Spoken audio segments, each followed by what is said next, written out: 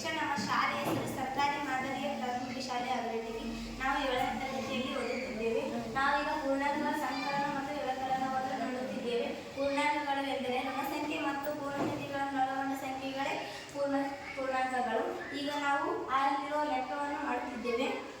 ನಾನು ಇದನ್ನು ಧನಪೂರ್ಣಾಂಕ ಎಂದು ತೆಗೆದುಕೊಂಡಿದ್ದೇನೆ, ಇದನ್ನು ಋಣಪೂರ್ಣಾಂಕ ಎಂದು ತೆಗೆದುಕೊಂಡಿದ್ದೇನೆ. ಅಲ್ಲಿ ಋಣಪೂರ್ಣಾಂಕ 5 ಇದೆ.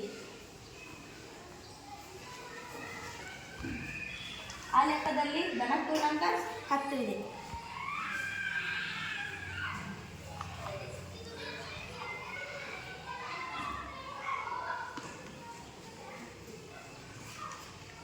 ನಾವು ಧನಪೂರ್ಣಾಂಕದಲ್ಲಿ ಋಣಪೂರ್ಣಾಂಕದಲ್ಲಿ ಒಂದೊಂದಾಗಿ ತೆಗೆದುಕೊಂಡು ಹೋಗೋಣ.